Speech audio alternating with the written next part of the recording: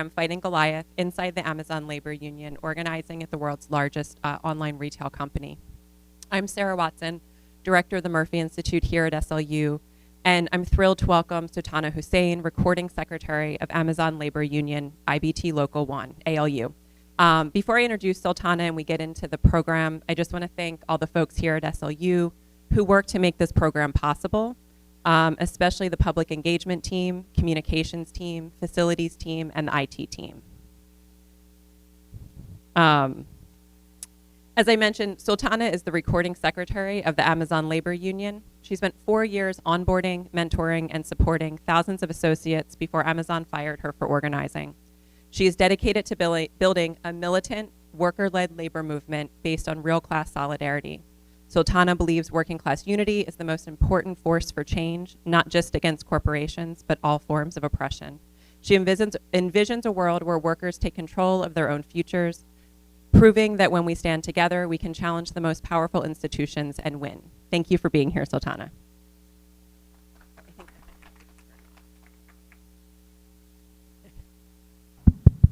Hi, everyone. Thank you. Thanks. So I'd love to start things off by hearing your personal story and throwing my notes at you. Who are you? How did you find your way into organizing? And now for it's about a year and a half into the your elected position in the Amazon Labor Union. Okay, so I started working at Amazon shortly after I graduated college. I did not consider myself an organizer at all. I was going to school, I was studying pre-med, and then the pandemic started, and the trajectory kind of changed. I was just like, I need to get a job. So I started working at Amazon, one of the few places that was hiring at the time. I had heard all the horror stories about what it was like working at an Amazon warehouse, but at the time I didn't really think I had a choice. And when I applied, I was in the building 72 hours later. Kind of feels like being swallowed by the machine, to be honest. And yeah, I started working there as a picker. I was the picker for about a year before I got promoted into a position called learning trainer. Basically, I was onboarding new hires. And the warehouse where I worked at JFK 8, there's about 5,000 to 6,000 people working there at any given time. The turnover is crazy. It's 150%. So that's the entire workforce being replaced every 8 months. So I was kept busy onboarding a lot of new hires. And honestly, that role, that job that I had, it didn't come with any more like power, just like more responsibility. I was really lucky, though. I was the first person a lot of these new hires met, and I was able to really establish trust really quickly with people. And it just became that I was able to build relationships with people really quickly. Not just people coming to me asking me about safety or their job role, but I think people just coming to me and talking to me about other problems that they were facing at Amazon. And it went even deeper than that. So many people were telling me I'm living out of my car. Can you help me find a food pantry nearby? I'm not sure where I'm gonna get food this week. People getting hurt so badly that they couldn't continue working in the role that they were in, but they were not getting their accommodations granted. So yeah, I think that role gave me a lot of insight into Amazon's machinery. And I think I was, as myself, trying to help as many people as I can, but it was just it became apparent to me, however much I was trying to patch up people's problems, it was completely systemic. I couldn't really do anything. I couldn't do too much by myself, and it was really burning me out, honestly. hearing what people were going through. And I mean, I wasn't having the easiest time either. I was living paycheck to paycheck still. I was trying to figure out if I was going to go back to school and start grad school. So yeah, and then somehow the organizing found me. The union drive started in 2021, and I voted yes. I wasn't really involved in our union at that point. I wasn't organized in until a few months after, actually. A coworker of mine basically just approached me outside the main entrance, and we started talking. We met for coffee the next week, and I didn't realize it, but I was being organized into our union. And I slowly met more people who were involved in the union, not professional organizers, just workers at Amazon, just like myself. And they really brought me into the community, and I saw what they were able to accomplish. I didn't realize how big of a deal it was actually living through it, like seeing the election happen, until I talked to them and they really told me everything it took to make it happen. I started doing a little bit more reading. You know, I didn't realize how much what we accomplished was, what they accomplished was historic until after. But yeah, after meeting this one person, and that was not the first time I talked to someone who was organizing in the union, but he really convinced me. And after that, I was kind of like all in, wearing my union button, wearing the union shirts and all that. Pretty quickly made me a target for management, unfortunately, and I think it was just also the position I was in, where I was meeting the new hires on their first day of work. I was onboarding almost 100 people every single week. They didn't like that I was very openly talking about what we had accomplished with winning ALU. So I put a target on my back, and I did get fired, maybe 10 months after I got really involved in the union. And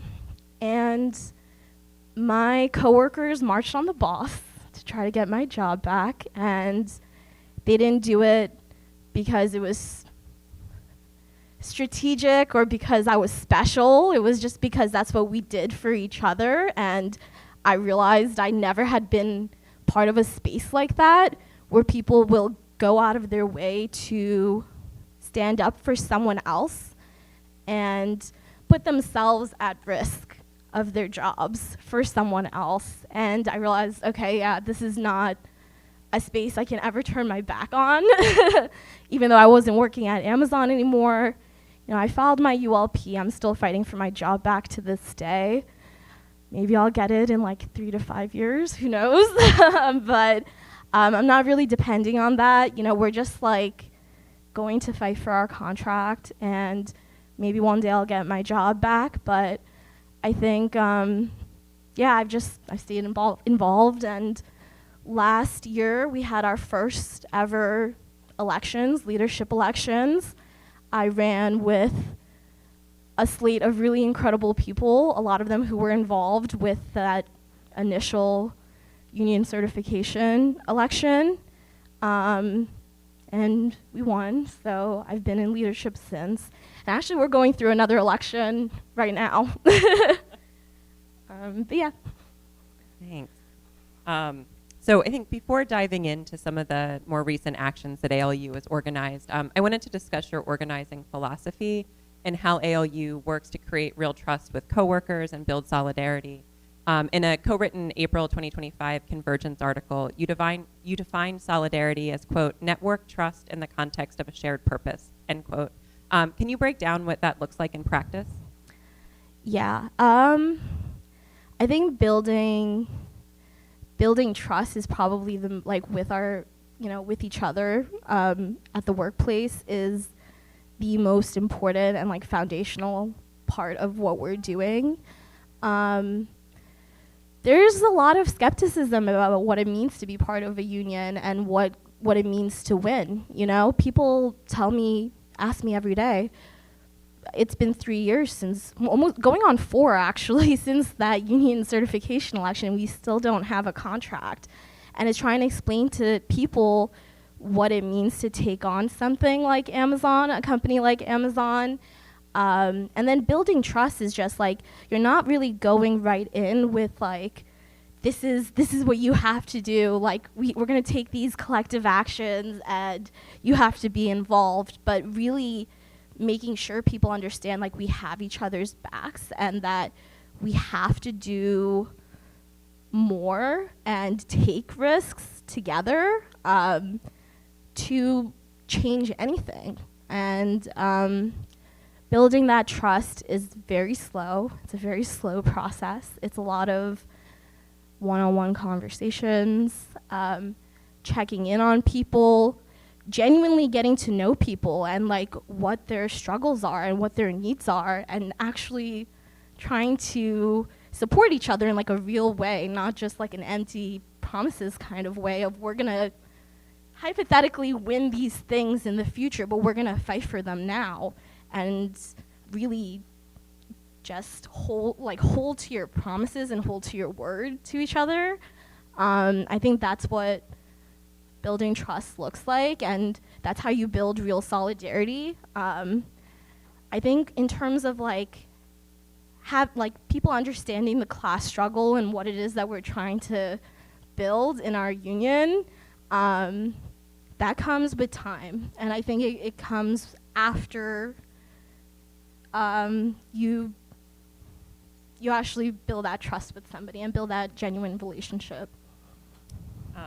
And maybe a little bit around the sort of building class consciousness and organizing in that way. You know, how Amazon exploits divisions within the working class, and that I know the union has worked really hard to combat this and to build solidarity. I'm curious if this work has become more challenging since Trump was reelected, or sort of how the kind of landscape of building working class solidarity at Amazon has looked recently. I think fear is something that we're always combating, and I think that has increased in the last year. I think there's more fear. I don't think it's something that we could ever erase. I think we just have to remind people that solidarity, like our power, our collective power can overcome that fear. And yeah, I think in the last year, I think different issues are coming up. People are bringing up different things when you're actually really getting to know them about what it is that they're going through. I think just last month, you know, the food stamps was a big issue. Like 1 in 4 Amazon workers rely on food stamps, and people didn't get their food stamps in the beginning of November, and it was a really, really hard time. Like, people were telling me, I cannot feed my kids this week, and that's really hard. And of course, it's related to the state of our country right now, and I think we have to make the political connections and like explain to people and talk to people about the fact that Amazon could pay a living wage to every single person if they wanted to. Our government can ensure that there is no food insecurity in this country if they wanted to, but they choose not to, and that's why we have to fight back. So yeah, I think it happens very naturally. I think it's the same issues that we've always dealt with, like food insecurity and things like that. But I think the conversations have changed a bit in the last year. And I was curious, so, you know, sort of with the building trust and building worker power and decision-making agency, if you could talk a bit about what it really means to have worker democracy as kind of a guiding practice for the union. I think it's actually the most important thing. So last year, when I ran for a position on the executive board, I ran as part of the Democratic Reform Caucus, and we were a group of workers who formed this caucus because you know, our union was not going in the direction that many workers wanted to see it go. I think very quickly after our union election at JFK 8, ALU, there's 2 more, and we lost those elections. It was at LDJ 5 and ALB 1. And I think we had to reconsider our strategy and what it looked like to be building real worker power. And some of us did not think it was just having election after election. And that we really had to build a stronghold at JFK 8 where, say there's an incident tomorrow, workers are ready to walk out. And that's the kind of power we want to build. And so, there was a little bit of disagreement on strategy. And we believed that leadership should be responding to what it is that the workers want to see happen and the direction the union should be taking. So that is the platform we ran on. And I realized in the last year and a half, democracy, worker democracy, as a leader, I think it's like, we talk about transparency, we talk about accountability, we talk about participation, and it's something that we have to actively choose every single day, because actually being undemocratic is the easier option. If we wanted it to be easier, we just make all the decisions ourselves. But what happens is our members, the workers themselves, they're the ones who have power to make change happen. And if they don't own the fight and feel ownership of it, we are not building anything. And so,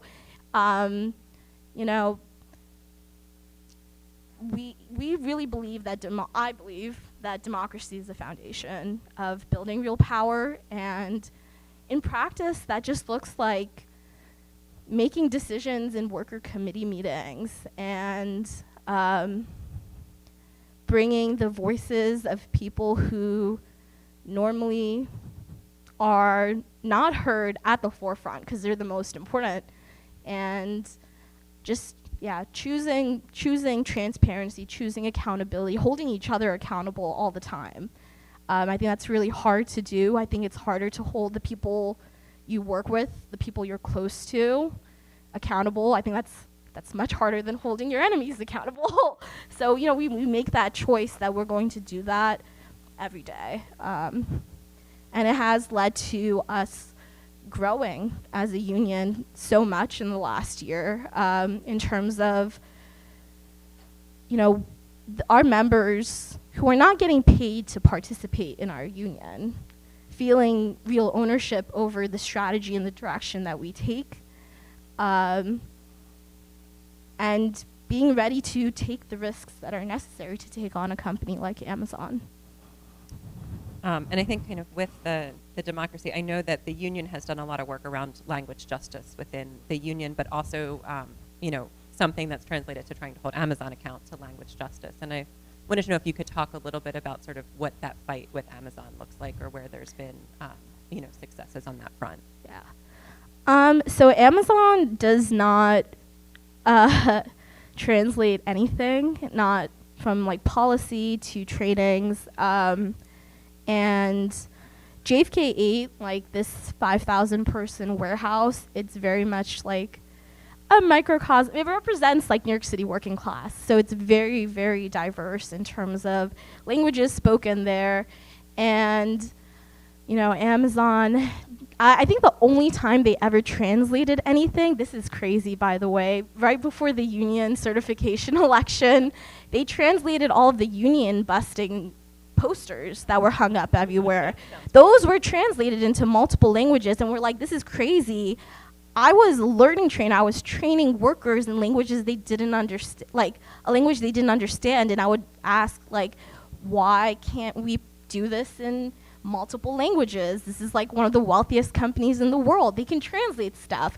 Meanwhile, I'm seeing posters that say the union cannot guarantee you anything, and they're making empty promises translated in multiple languages. I'm like, what is going on? Amazon is sick in that way. But language justice has been really important for us as a union, and honestly, it's been really cool. It's something that like we do all of our translation and interpretation within our union, like in-house, which is really cool because a lot of workers have been able to develop like interpretation and translation as a skill. And it's helped us grow so much because, you know, we're just making sure we can communicate with each other in ways that people understand. And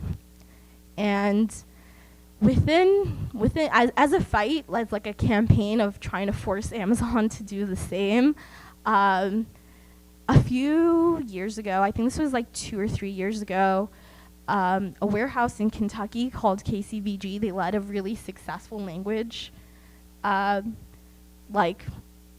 justice campaign, and they were able to win as a result of worker action, and it was a national change that happened. And actually very recently, and this was led from workers at JFK 8, Amazon, we did a little bit of a campaign for ASL interpretation to be guaranteed for our deaf coworkers, and we did marches on the boss. We have this one really badass steward, her name is Samantha, she like led all of these actions. And Amazon changed their policy like 2 weeks later where like video ASL interpretation is now guaranteed if a worker requests it, and that was a national change as well. So I think like access is just, it's really important to us, and we're going to continue fighting for it as an issue-based campaign. Mm-hmm. So as the holiday season is upon us and we're close to a year out from the 2024 holiday strike, can you share how you built momentum for the strike and what were some of the powerful moments in it and lessons or takeaways for future and continuous organizing that you're doing? So first of all, I think like the strike was something that our members just were ready to do. I mean, we went on strike only, it was like 5 months after I was elected, but it was pretty much like as soon as we were in leadership, myself and the rest of my team, we knew it was something that we had to respond to because it's something that we've been talking about as Amazon workers for over a year before that point. And we knew that, you know, peak season, the holiday season, starting from Black Friday going on until pretty much like New Year's, is Amazon's most profitable time of year. They make so much money, and we knew that's the time we wanted to try to take action. And so we were like, okay, we have a few months to do it, let's go. And that's where this like network trust with shared purpose really comes into play. Like people were telling everyone that they had been organizing for months and months, years at that point, and then it just kind of spread, and people were excited, fearful, because honestly we were not making promises to each other that Amazon wasn't going to fire everyone. You know, it could have happened. We've never done it before. We never went on strike. This is not a company that cares about labor law at all. And yeah, I think it was just really honing in on like tons of one-on-one conversations and tons of just like meeting workers outside of the workplace and asking them, okay, if there's one other person you could bring with you on strike, who would it be? Let's meet them, let's talk to them. And yeah, I think we organized for the strike for maybe like 3 months, really hardcore like organizing, and then we went on strike. We never had pulled something like that off before. It was a 72-hour picket line that we did not break, not once, in the cold. And it was really bringing together like our community to help us in terms of the logistics. Like we have really incredible people in our network who want to see us win, and they were making sure we had food on the picket line, warm clothes, all of that. And then I don't know, I mean, it was The most, I think, inspiring thing I've ever been a part of.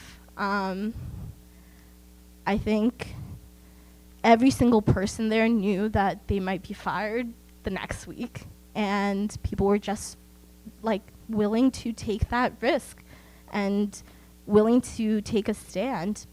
And you know, we're ready to do it again. We're just hoping to get bigger and bigger every time we do it. But it really was like a test of showing people that it was possible, because I think a lot of people at the time, I mean, most people had never gone on strike before. I had never gone on strike before I planned one.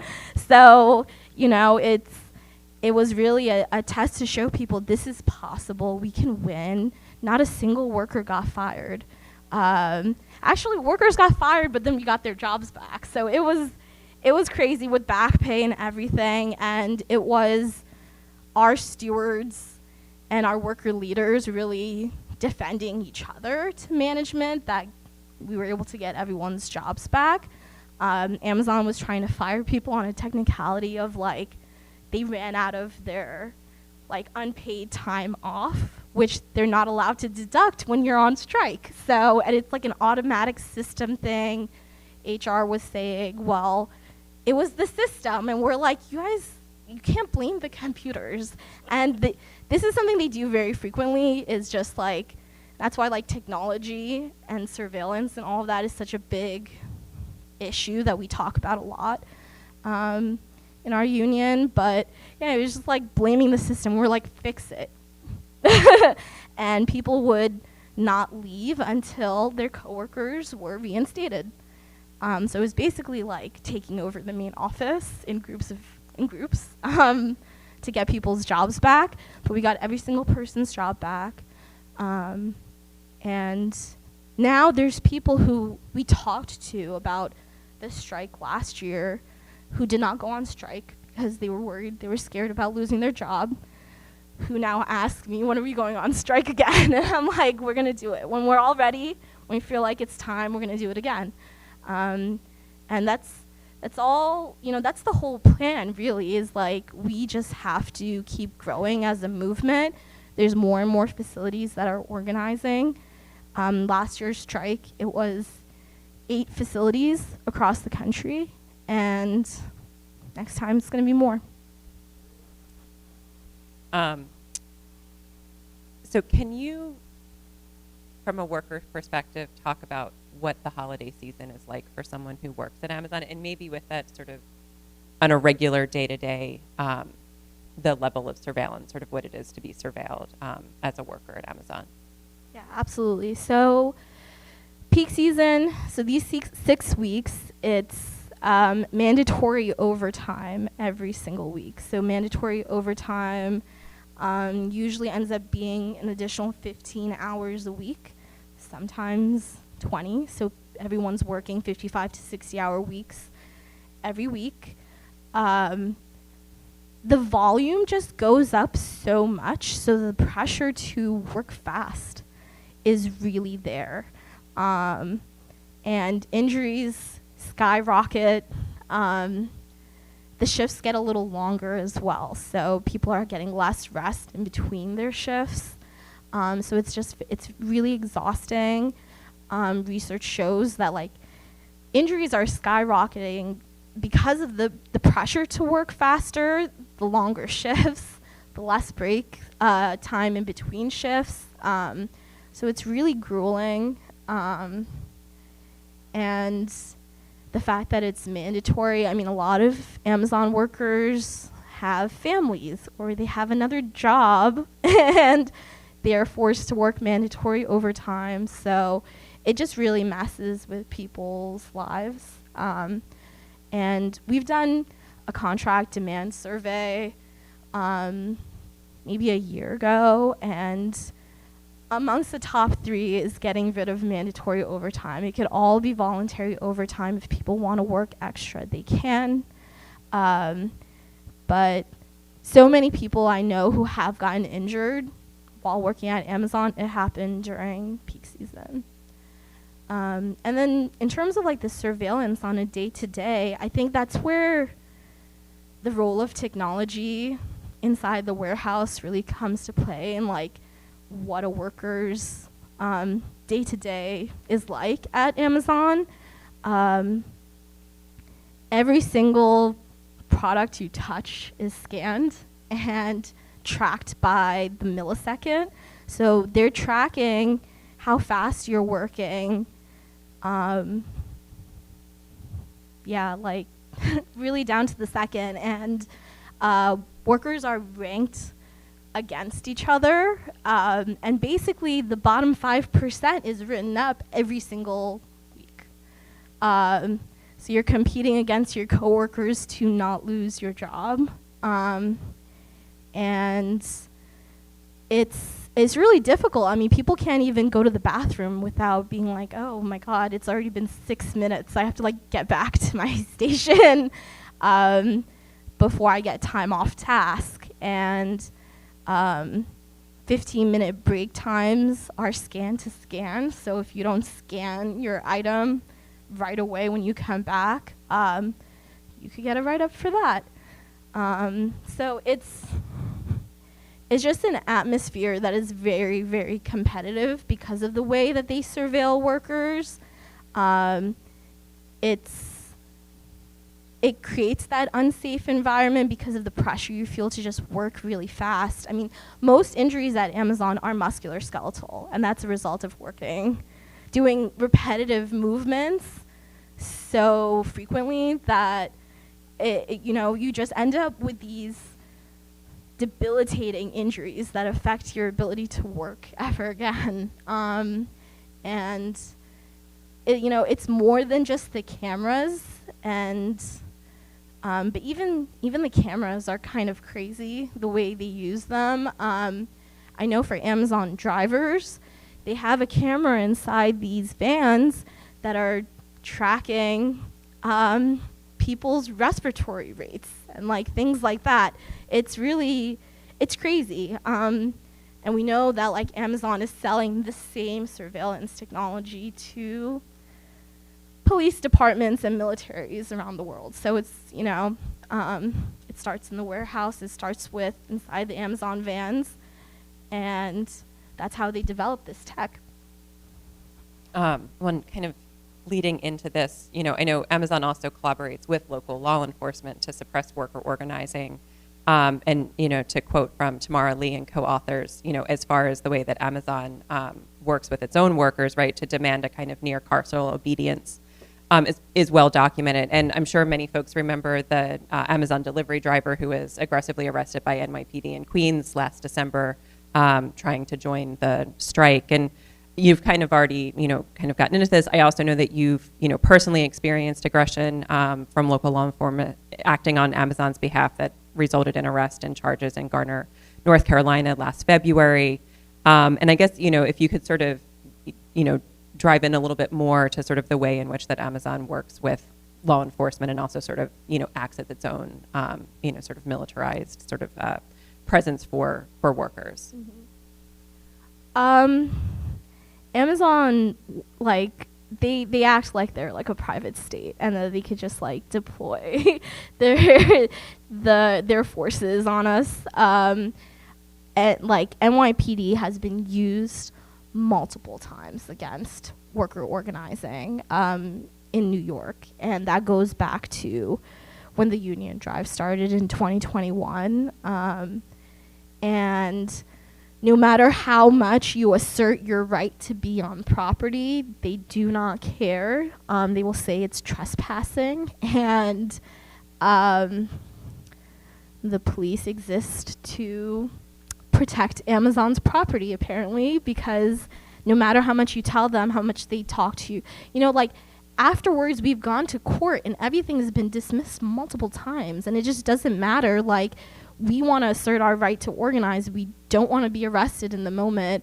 And we tell them this is going to be dismissed anyway. Like, you're going to end up with a civil lawsuit. And we have done that. We have sued the local police department, the precincts, the cops individually, because we see the same ones every single time, and it doesn't stop them. And yeah, when I got arrested in Garner, North Carolina, earlier this year, a whole bunch of us from ALU, we went down to support CAUSE, which is the union at RD1. They were having their own union election, so we went down to support, help organize, and I was arrested, not even on the property. I was outside the property. I was on a public sidewalk. Yeah, they drove up and basically kidnapped me. They didn't give me my rights or tell me what I was being arrested for, and this happened in front of 25 worker organizers. Like, there's a big group of us, and they just came and snatched me up. And I don't know, I think, like, people ask me, I made a choice of, like, asserting my right to be there and to organize. And I knew there was a risk that I was taking, that, like, Amazon was going to call the cops on me, but I believe it's worth it, and I think we're going to continue asserting our rights to organize no matter what. Yeah, what happened in Garner is really crazy. Like, the top senior operations manager at RD1 is, like, on the board of police there. Like, it's very, like, tightly knit. And at JFK 8, whenever they call the cops on us, they're not calling 911. They're directly calling that precinct and saying they're back again. Can you guys hurry up and get over here? And, this is something we talk about very frequently when we're organizing, is Amazon's ties to the state and the police. The fact that they're making so much money off of contracts with DHS and ICE right now. This is, we try to make these connections all the time with what workers are seeing, which I don't like workers seeing me get arrested. Honestly, I don't want people to be scared that, like, oh, if I get involved in ALU, I'm going to get arrested too. Like, that is not what I want people to think, But I think we're going to, keep asserting our rights, and we're going to make the connections that, like, Amazon obviously does not care about its workers, but the police will come and do Amazon's bidding for them. And, that's something we're fighting against. Well, and sort of, kind of keeping around enforcement and also thinking about ICE, I know in spring of 2025, ALU put out a statement in defense of protecting immigrants' rights and also, centering ALU's organizing that, immigrant rights are a core labor right. And if you could talk more about the work that has been done around that statement, but also sort of what is happening at Amazon facilities with ICE, how has, what has Amazon done, sort of what has the union been able to do? If you could. So that statement that we put out, that resolution, we don't put out statements too often. Like, we think that, like, making our positions really clear, like, in a written way, it's important. Statements are good, but only if it's going to, like, help organizing. So this statement was actually very much an organizing tool. I think when, not everyone, not all of our members agree that, like, this is a position we should take, that we support all of our immigrant coworkers. And the statement came out of our Immigrant Defense Committee, and the process of getting it voted on and approved took over a month, because it was just a lot of one-on-one conversations with people who didn't agree with it. And we didn't put out that statement until the majority voted yes, and it was really important for us to not try to modify the statement or accommodate what people like a less radical position, basically. Like, we didn't want to do that. It was really just having to organize people to understand that we have to stand up for all of us, and that solidarity is the foundation of our union. So it was, yeah, we didn't want to compromise at all on that statement. So it actually did take a while for us to get it passed. But it was really useful as an organizing tool, just to do that political education. Also, like, Staten Island, I mean, everyone probably knows it's one of the more conservative places in New York. There's people who think ICE should be snatching up our neighbors, and we had to really talk to them about why it is that we have to stand up for all of us, right? And it was worth it, the time it took to put out this statement. I'm sorry, what was your other question? Oh, the second part of the question. You know, how ICE has operated, or how Amazon has sort of received ICE, or allowed sort of access to spaces. That's a great question. Honestly, it has not happened in our campus of warehouses at JFK 8 and LDJ 5 and DYY 6, this like Staten Island campus of Amazon warehouses. We have not seen ICE. We are ready to rapidly mobilize if ICE were seen at our warehouse. But, you know, that is not the case everywhere. Actually, at Cause's election, the union busting that was happening like the couple of weeks prior to that election happening in February, I believe Amazon management was telling workers that Cause would call ICE on them if they voted no, which was like a very confusing thing to do.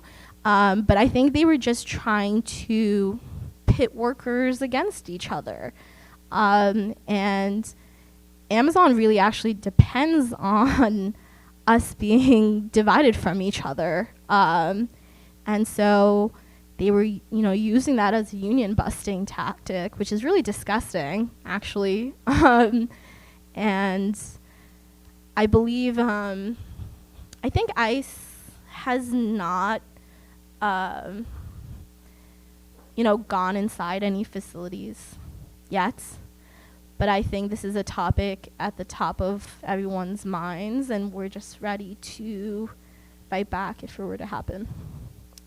I was also curious sort of how organizing, we've talked about it right now with ICE, but how it's been impacted by Trump 2.0 in the White House, especially just sort of given that you're fighting one of the most powerful companies that is also one of the most, if not the most, anti-union company out there, and I know still fighting for a contract. If there's been even sort of more, sort of changes and a bigger fight. I mean, I think this past year has made it it has made it honestly easier to explain to workers that we cannot depend on the law and courts to win our contract for us. Amazon is trying to destroy the NLRB. They have a lawsuit saying that it's unconstitutional.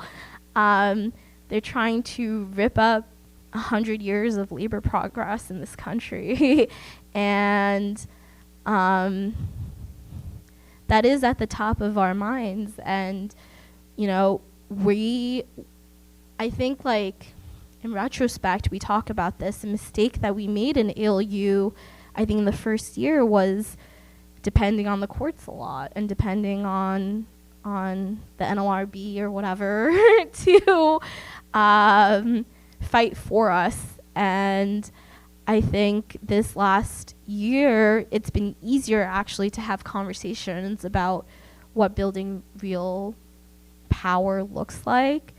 And that power comes from being able to withhold our labor. And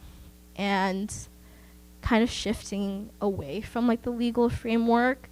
Honestly, Amazon made that easier by doing what they've done, you know, like suing the NLRB. Like we're you know, I think developing a better understanding collectively of what it is that's like we need to do to take on Amazon and win. And you know, like I said earlier, I think in the last year we've just had different kinds of conversations about what people's needs are as a result of Trump.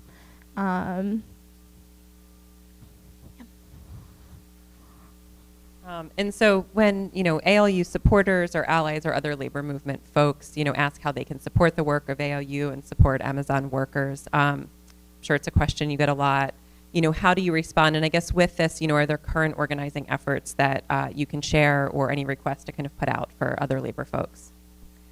I think, so I often say, like, Amazon is an existential crisis and probably one of the most important labor fights of the 21st century. And I think this movement, it needs to be worker-led, but I think there is a role for every single person in taking on this company.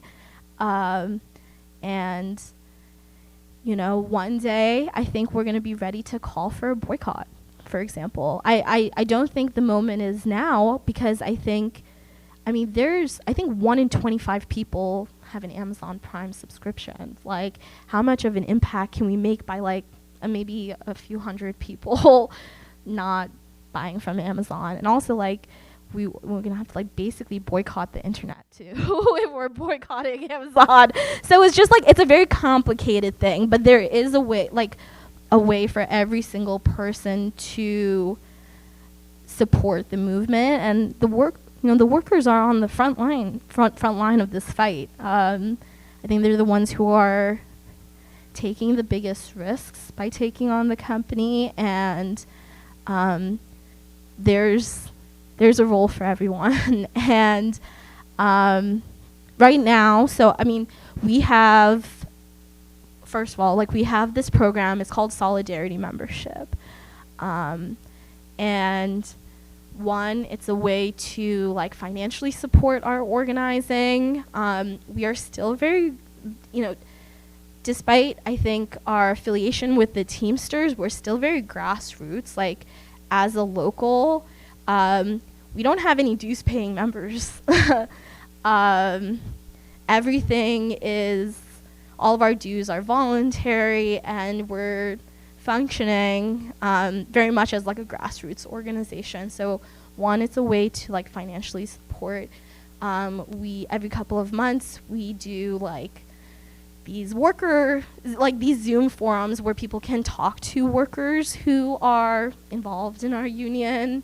And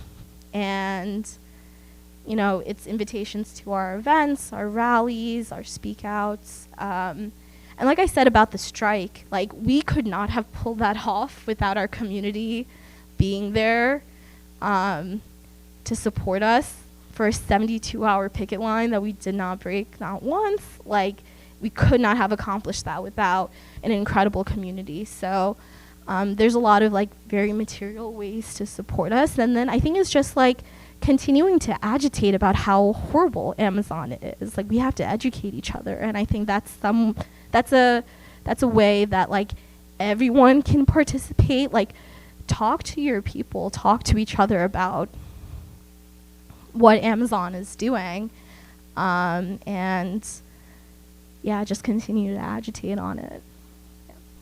Thanks. So I think we'll open it up for audience questions. I think some folks may have written some questions, and then we'll also have live questions in the room.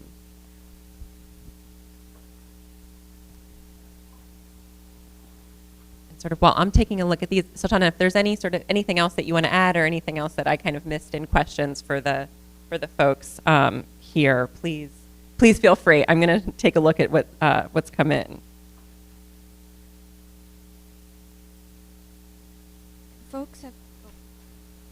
if folks have questions and want to raise their hand, okay, we'll start here.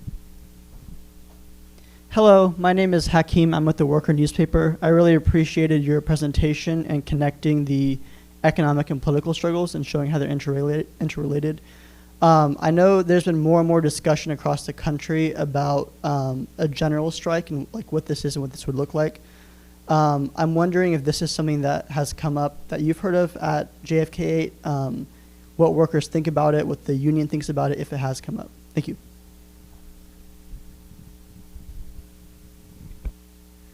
Yeah, I think it is something we've talked about. I think we are even thinking about what our plans should be for May Day this year, and looking forward to May Day 2028. And I think something we've talked about is that it might not even be enough for Amazon workers to go on strike to get an Amazon contract, and that maybe a general strike is necessary for Amazon workers to get the dignity and respect that they are owed.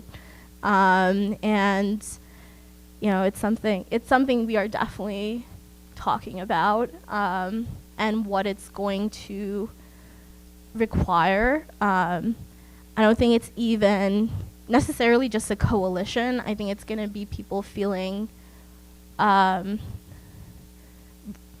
different unions, different labor spaces ready to coordinate with each other, whatever that looks like. I'm going to take one here and then we'll go. So there's two questions that came in sort of around the kind of similar themes. Amazon recently announced it's planning to eliminate 500,000 jobs through automation, and how much of that is hype? What is real, and what's the potential on labor organizing in warehouses across the country, and also sort of around this that how sort of bringing in AI and robotics is going to impact organizing and layoffs. I think it's partially hype and partially just like a reality of what is happening inside the warehouse. I don't think 500,000 people are going to be laid off. I think they're just going to slow down in terms of hiring. And when I said earlier that about 100 people get hired every week, that's because about 100 people are getting fired or quitting or are getting injured a week at JFK 8. So I think it's just going to continue, people are going to flow out of the system and they're just not going to hire as much. And we've seen that a little bit already. The conversations we've been having about automation inside the warehouse, I think it just comes down to we want to, as workers, be able to have a say on how technology is deployed in the workplace, and what does it look like to have contract demands on how technology is used in the workplace. I think it's a little hype, but it's not really. I think it is something we are concretely thinking about. I don't think it's as dramatic as people have been saying. I think this is something we have to think about in pretty much every sector, is how jobs are being automated. But yeah, I think it's just going to come down to how do we regain control over technology in the workplace.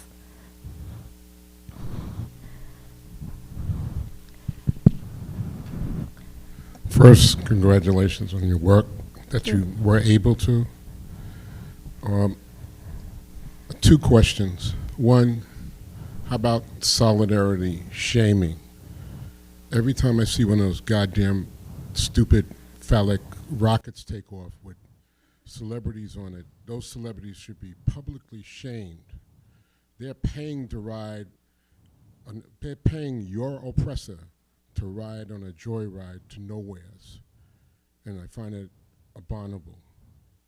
And many of them are television stars that on the news. So call the news, then call their advertisers after you call the person that handles advertising coming in, and pick on the people that pay the news company. That's the way capitalism works. Hurt them all.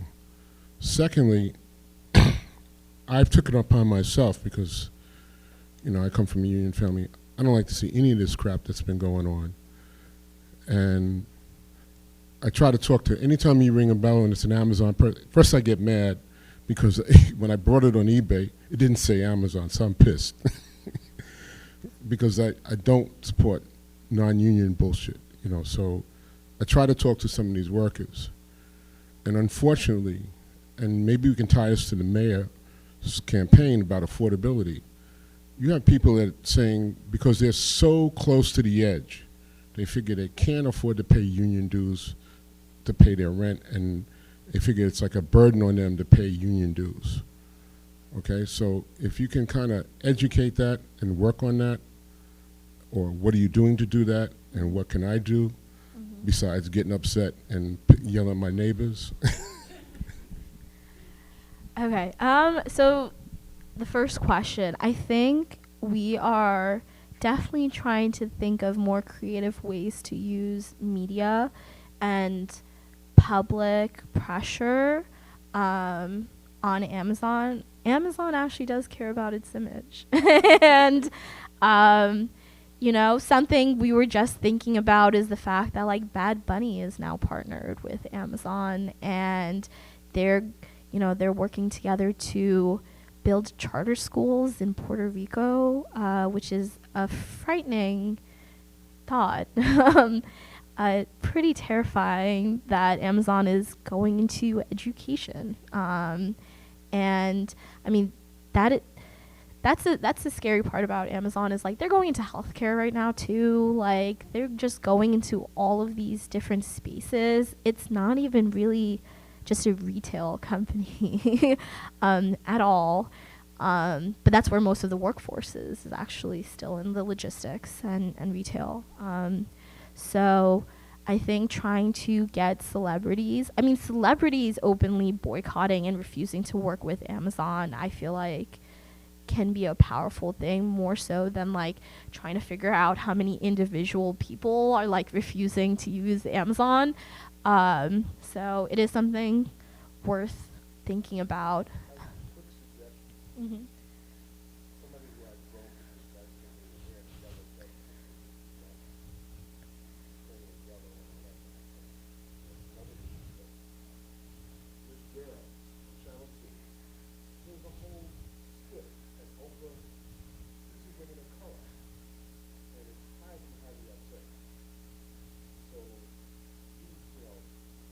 I got on the phone when I'm one, but I mean, I haven't two.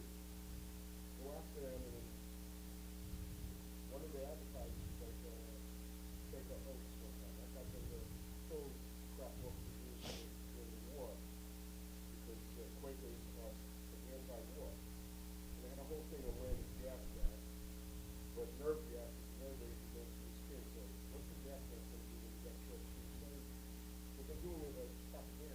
So you can talk later, but I'd love to see that break come on that show. I'm trying to remember what your second question was. I talked to the the dues. Oh, yes. Okay, so the way we respond to that, that is a good question, and is something that comes up every day. I mean, we are not asking workers to pay dues until we get this contract, and the contract is going to come with a living wage. So then people are going to be able to pay their dues. And right now, I mean, we are really building out our voluntary dues program, and it's just part of feeling ownership over the fight. Even if people can give $5 a month, it doesn't add up too much, but it is, I mean, people feel more ownership over something that they are paying into, and that is really our incentive. It's not really to, like, fund our organizing, but really so that people feel a sense of ownership over what happens in our union. So Yeah, I think right now it's not even about the amount, like the dues. It's just about like chip in so that we could do this and like collectively fight. And yeah, once dues are required, that's when we'll have a contract. Nope. Thank you. Sultan, thank you for coming here to do this forum.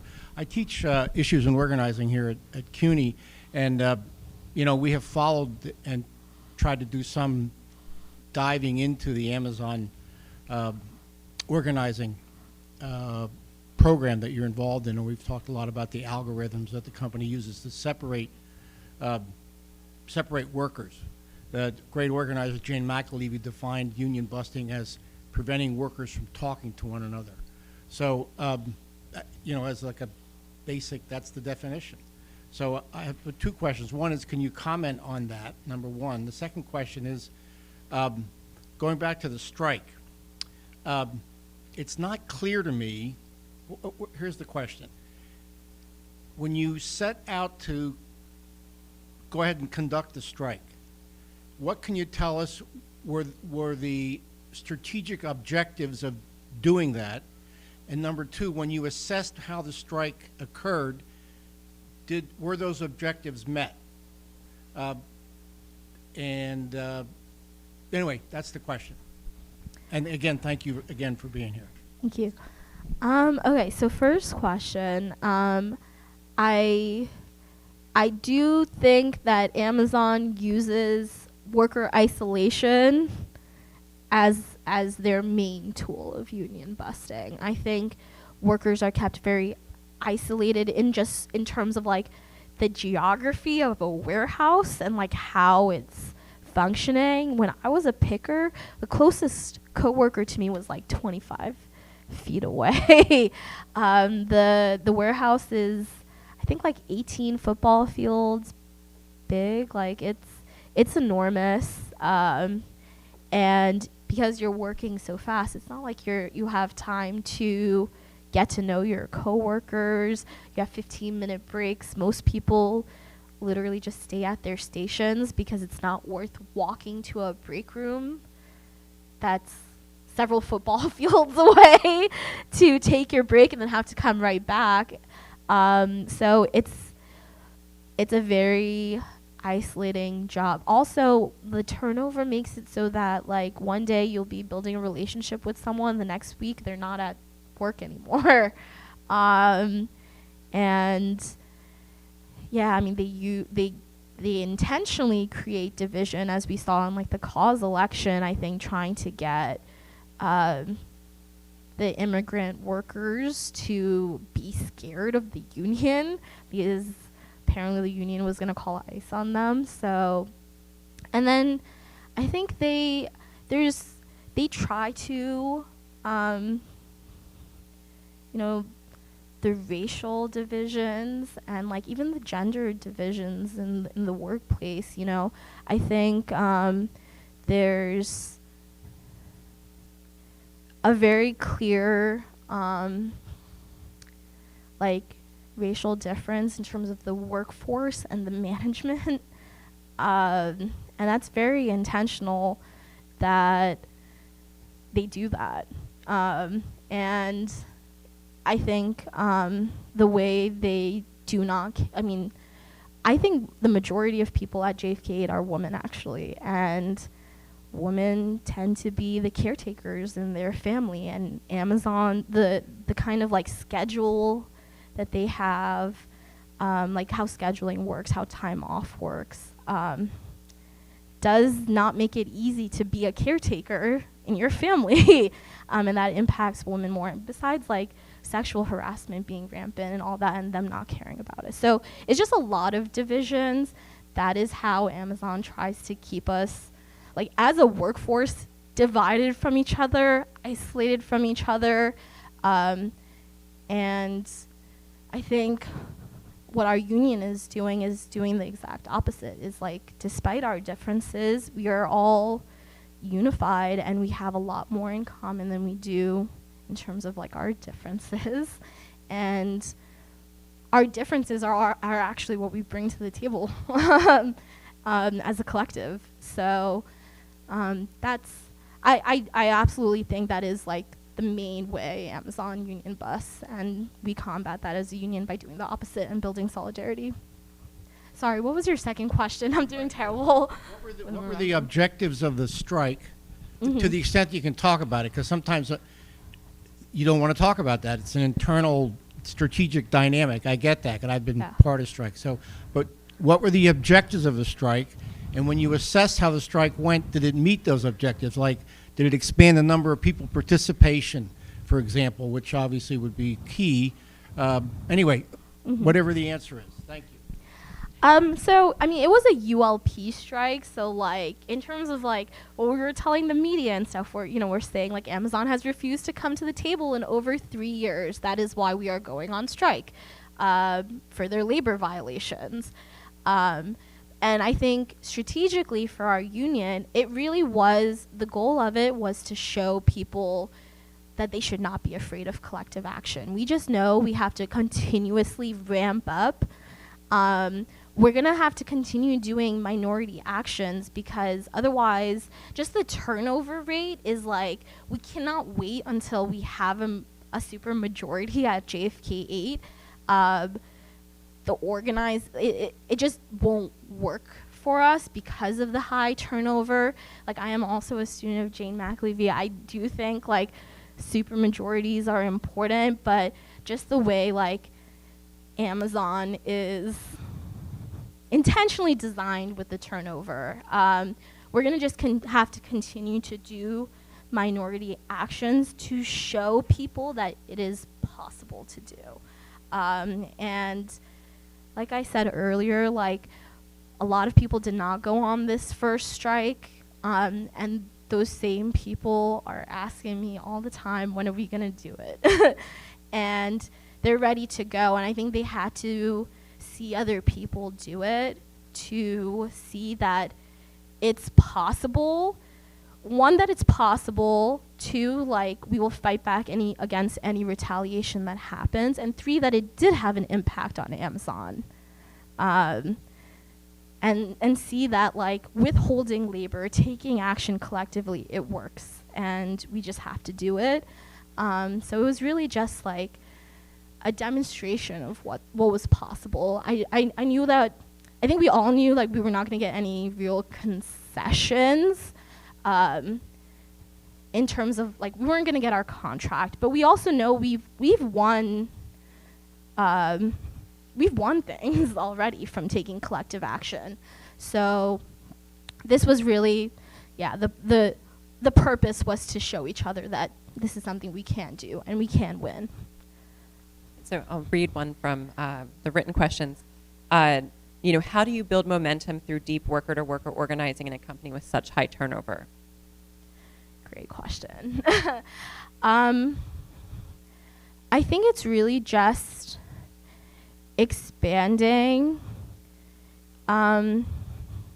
those of us who are doing that deep worker-to-worker organizing. I remember 3 years ago when we were kind of starting to form, like, the Reform Caucus. It was just like a handful of us who were talking about it, and then, like, it was like, we were trying to have as many conversations as possible. Now, a couple of years later, there's a lot more of us having these conversations. And, we've been trying to build, like, a steward structure where it's one steward for every 20 workers, and it's, like, within a department and shift, and we're kind of, like, doing this, like, mapping and charting where, like, there's a leader in, like, pretty much every single space, pretty much in every single department, shift, role inside the building, so that there's someone that people trust who, when the time comes, I mean, there's incidents all the time at Amazon, unfortunately, like, a worker was killed in the shipyard at JFK 8 back in April, and we were able to really rapidly respond because of the workers who were inside the building when it happened, because, Amazon was keeping it very hush-hush, like, they were not telling anyone what was going on. was like 1,200 people inside the warehouse at that time, and almost no one knew what was happening, but it very quickly spread, and we were able to get the building shut down that day. We were able to get Amazon to close the building, and OSHA came as well. Not that I really trust OSHA as well, but we were like, this is important, they have to come. But yeah, I think it's just a question of like how quickly can we expand. I think horizontally, I'm not expected to talk to the same people that like someone else is, and like we each have like little, it's like circles, and they're all kind of connected, and we try to just like map it really well.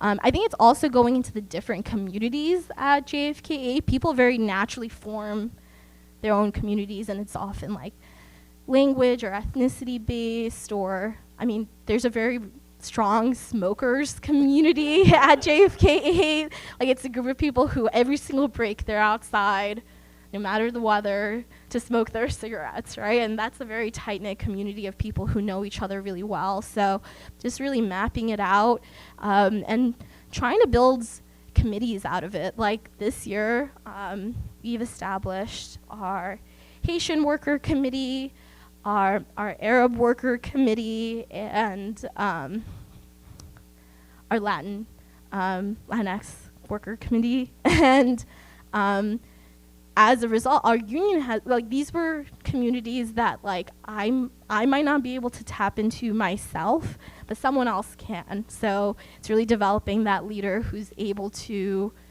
grow out that committee in our union. I'm going to read sort of two together, and then we'll take another one from the audience. Sort of two questions about different groups outside of the union, but where there's maybe, or a question about if there's opportunities to build solidarity or connection.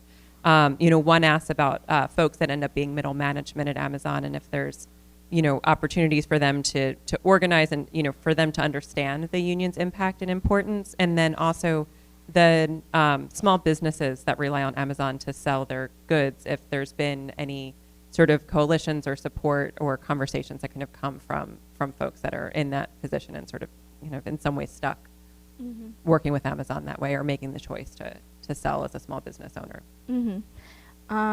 Okay. Wait, I'm sorry. Sure, that's okay. I know it's a hard time with remembering. So the one was about folks that end up kind of moving into middle management positions, and if there's been successes, and then around sort of folks that use the platform as small business owners to sell their work. Okay, so great question. So I think the way we've developed our grievance process, actually, and people are like, how do you have a grievance process? You don't have a contract. Well, when workers have an issue, we're going to try to fight back anyway. And sometimes that's just going as a big group to the highest manager who was in the building at the time, highest HR person, whoever it is, and convincing them to do the right thing. Because a lot of times, things that are happening to workers, accommodations being denied, scheduling issues, productivity write-ups, are a result of automatic algorithms that make mistakes, and there are humans who can fix it, who are in management and HR positions, and it's us going and putting pressure on them to do the right thing. I've realized every single termination can be turned over by one person in management being forced to do that. And I think, like,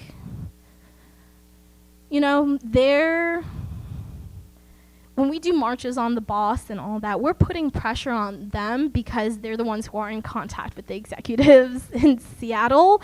But we also know, like, these managers are not necessarily our enemies. They are in a position where,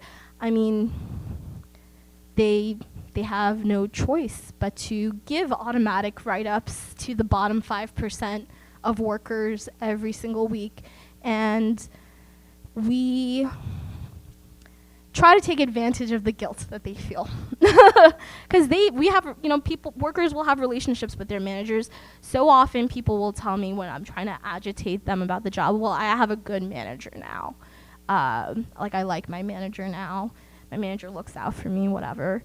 And I think it's just reminding people, like, they're still choosing to be part of Amazon's system. And our whole grievance process is basically putting pressure on them to overturn write-ups or honor accommodations or make certain safety changes or whatever it is. So that's where I think middle management plays a role.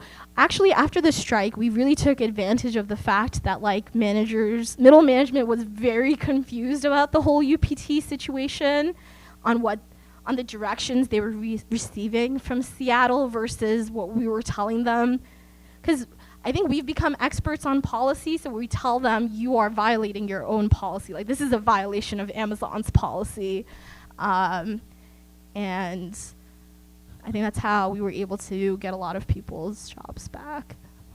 The second question. Small businesses Okay. that use Amazon to sell, if there's been sort of any connections and kind of building support from those folks to, support the union and support workers. Yeah. Not so much. I know there's some work happening with trying to get in touch with small business owners who sell their products at Amazon. And, my understanding of it is, like, most small businesses do not have a choice but to sell on Amazon. That is, they have just, like, monopolized, like, online retail.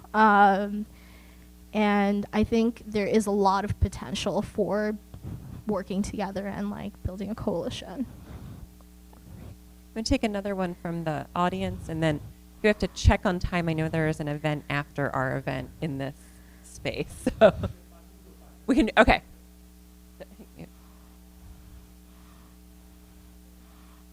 One here and then one here. Hi, Sean. I'm a retired New York City school teacher, and I was really inspired by your talk. And I have no doubt that you're going to be successful with the kind of grassroots organizing that you've described. I wanted you to speak more about how do you organize against the speed up on the job, because it seems to me this is the cause of the injuries and all the stress. And a worker, in my experience, it's like when you're talking about messing with my body, that's the biggest kind of, you want to talk about building solidarity? Well, stop messing with our bodies. Mm-hmm. And so how is the union addressing that very immediate thing? And the other thing I just wanted to say was, it really sounds like, I agree with what you're saying about Amazon is, this is the struggle of the 21st century. And it sounds like they're recreating the plantation right in front of us. That's what's going on. And one other point, the UFT that I'm a member of has just negotiated a new health plan.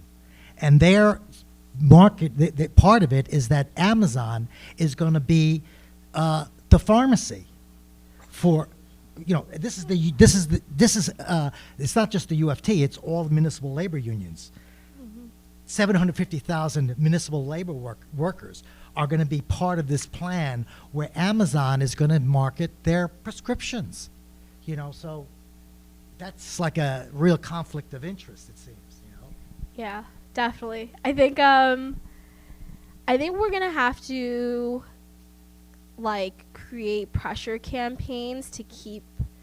I think, unions for sure. Unions should not be partnering with Amazon, but I think, like, companies in general to not sign contracts with Amazon because they are making all their money from these contracts. Like, I think they have contracts now with like 2 of the major healthcare, like, hospital systems in New York City right now. I think it's like NYU and maybe Mount Sinai. I have to do a little more research on it, but there's it's a growing list of, like, there's like 30 or 40 major hospital systems around the country that have partnered with Amazon, and we should not be doing that. And I think the best way to do it is honestly putting pressure on the secondary, like the the organization that is trying to sign a contract with Amazon to not do it.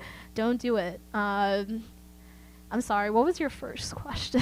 The speed that hurts the Oh, bodies. the speed ups, yes. I mean, I think we're trying to organize slowdowns, honestly. And that is a very, like, it is a method that has been very successful in the labor movement. And we are, I think, starting by doing that as, like, it's starting with just education. I think, like I said earlier, the bottom 5% is written up, right? So you're competing with your coworkers to not get written up. What if everybody slowed down?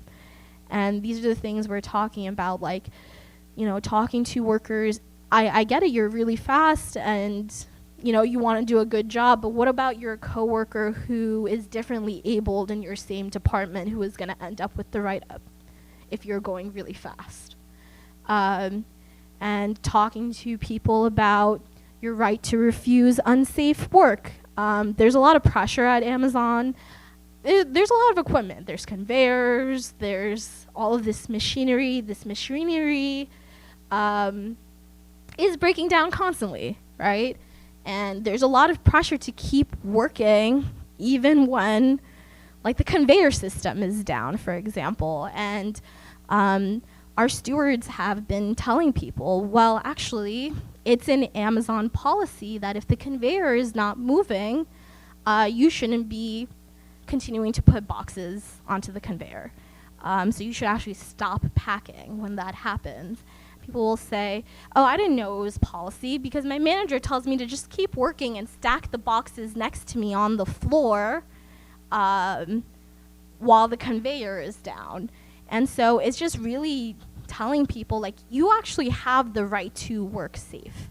But it is only going to work, and we are not going to, like, the only way to prevent, like, retaliation or people being penalized for their rates is if we all do it together. And I don't think we're at the point yet of being able to actually, like, pull it off, like a slowdown. I think it's going to just require having more conversations about how effective of a method it is to impact the company's profits by just, like, slowing down the pace of work, but it has to happen all together.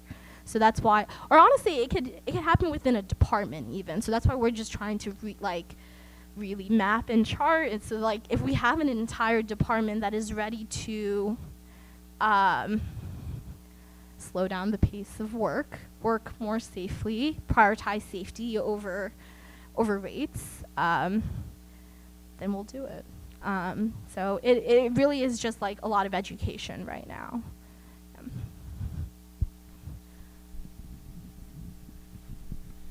Thank you so much for being here. My name is Liz. I work at SLU, and I'm one of the 750,000 people who are going to be on the new health plan. A number of people in this room are.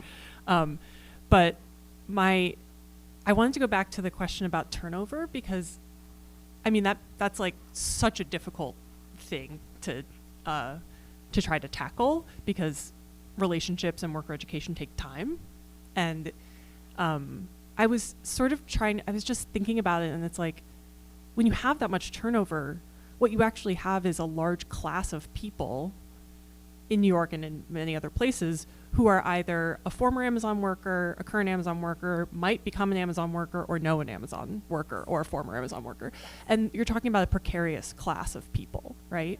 And so there's this question about building solidarity with Amazon customers, but I wonder what you think sort of generally about, like, how the talking and the relationship building and the education happens outside of relationships between current workers, but in that space of, like, people who are in the position where they're going to be working at Amazon for 8 months and then getting fired or quitting, or, like, that larger group of people. Because also those people also end up in Starbucks and end up in, like, Yes. We're talking about a group of people, and how do you build, like, even just the self-knowledge of who that is? Mm-hmm. And, like, those conversations can be happening, like, at the bodega. They don't all have to happen between current workers. Mm-hmm. Yeah, so I wonder how you think about that, and I don't know, like, what your thoughts are on that identity, I guess. That's a really great question. I think that's something we actually think about a lot. The fact that like pretty much everyone here probably knows someone who works at Amazon or worked at Amazon. And I think we're just trying to really build coalition with community organizations. I think